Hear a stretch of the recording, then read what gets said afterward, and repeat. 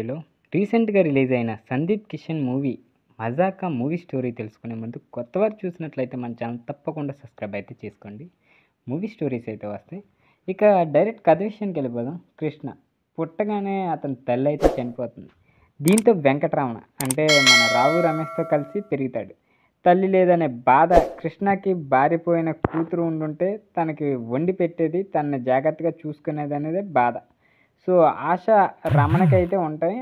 దీంతో తన కొడుక్కి పెళ్లి చేసి ఫ్యామిలీ ఫోటో పెట్టుకుందామని అయితే ఆశపడతాడు. కానీ ఇంట్లో ఇద్దరు మగాళ్ళు ఉన్నప్పుడు ఆడవాళ్ళ బాధ ఏం తెలుస్తుంది, వాళ్ళకి నెలసరి సమస్యలు వంటివి అత్తగారితోనే కదా చెప్పుకునేది అని కృష్ణకి ఎవరు పిల్లని ఇవ్వడానికి ఇష్టపడరు. కనీసం వీళ్ళని ఫ్యామిలీ ఫంక్షన్స్ కూడా పిలవరు. దీంతో వీళ్ళ ఫ్రస్ట్రేట్ అవుతూ మందుకైతే బానిస అవుతారు. సరిగ్గా ఇలాంటి టైంలోనే రమణకి యశోద పరిచయం అవుతుంది. అలాగే కృష్ణకి మీరా పరిచయం అవుతుంది. సో మీరా యశోదకి మేనగోళ్ళు అవుతుందని అయితే రమణ కృష్ణలకి తెలియదు. అక్కడే వీళ్ళకి బోల్డ్ అన్ని ప్రాబ్లమ్స్ వస్తాయి. అవి ఏంటి, అసలు యశోద వయసు మీద పడ్డ రమణ లవ్ని ఎలా యాక్సెప్ట్ చేసింది, ఇలాంటి ప్రశ్నలకి ఈ మూవీ సరైన ఎగ్జాంపుల్ అని చెప్పొచ్చు. స్టోరీ ఇదే. సో ఇంకా మూవీ అనలైజ్ చేస్తే కథ విన్నా చదివినా ఇది కొత్త కథ అనే ఫీలింగ్ మనకి ఈజీగా కలగదు. ఎందుకంటే ఇదంతా మనకు తెలిసిన స్టోరీ అనిపిస్తుంది. అప్పుడెప్పుడో వచ్చిన శ్రీకాంత్ మా నాన్నకి పెళ్ళి, ఇలా చిరంజీవి అందరవాడు, నారరోజు సోలు, ఇలా నాగ చైతన్య, శైలజారెడ్డి అల్లుడు, ఇలా చాలా సినిమాలు అయితే మనకు కనిపిస్తుంటాయి. రైటర్ ప్రసన్న కుమార్ నుండి ఇంతకంటే కొత్తదనం ఏమేసేస్తుందని చెప్పండి. కానీ డైరెక్టర్ త్రినాథరావు అయితే ప్రసన్న కుమార్ రైటింగ్కి బాగా సింక్ అవుతుందనే నమ్మకం ఆడియన్స్లో నిర్మాతలు ఉంది. కాబట్టి కామెడీని, స్క్రీన్ ప్లేని ఎంజాయ్ చేసేయాలనే ఆసక్తితో టార్గెటెడ్ ఆడియన్స్ని టికెట్లు కొని థియేటర్కి వెళ్తారు. వాళ్ళని కూడా ఈ సినిమా పూర్తి స్థాయిలో కొంచెం డిసప్పాయింట్ చేస్తుందని చెప్పొచ్చు. ఫస్ట్ హాఫ్ పాడుతూ అలా లేస్తూ పడుతూ లేస్తూ స్టోరీ వెళ్తుంది. ఇక ఇంటర్వెల్ సీక్వెన్స్ ఓకే అనిపిస్తుంది. కానీ సెకండ్ హాఫ్ నుండి క్లైమాక్స్ వరకు చాలా బోర్ కొట్టేస్తుంది. మళ్ళీ క్లైమాక్స్ కొంచెం పర్వాలేదు. ఇక మిగిలిన టెక్నికల్ టీం విషయానికి వస్తే దాదాపు ప్రతి సినిమాలోనూ ఖచ్చితంగా హైలైట్ అని చెప్పుకొని ఒక స్టోరీ ఏదైనా ఉందంటే సినిమాటోగ్రఫీయే. బ్యాక్గ్రౌండ్ స్కోర్ కూడా ఈ సినిమాలో మాత్రం చాలా వీక్గా ఉన్నాయని చెప్పాలి. బ్యాక్గ్రౌండ్ స్కోర్ సౌండ్లు అసలు బాగాలేదు. ఆ లోపాలు క్లియర్గా తెలిసిపోతాయి.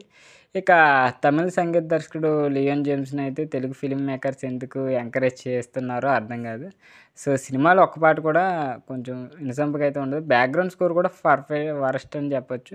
ఇక త్రినాథరావు నక్కిన సినిమాకి భీమ్ సంగీతం లేకపోవడం ఎంతో లోటు అడుగడుని మనకు తెలుస్తుంది. పోనీ అతని కాల్ షీట్లు ఖాళీ లేవనుకుంటే ఇక టాలెంటెడ్ మ్యూజిక్స్ డైరెక్టర్స్ చాలామంది ఉన్నారు. సో ప్రొడక్షన్ వాల్యూస్ కూడా వీక్గా ఉండడం సందేహం లేదు. ఇక ఇల్లు, బస్సు, పోలీస్ స్టేషన్, ఈ లొకేషన్లన్నీ సినిమా మొత్తాన్ని చుట్టేశారు.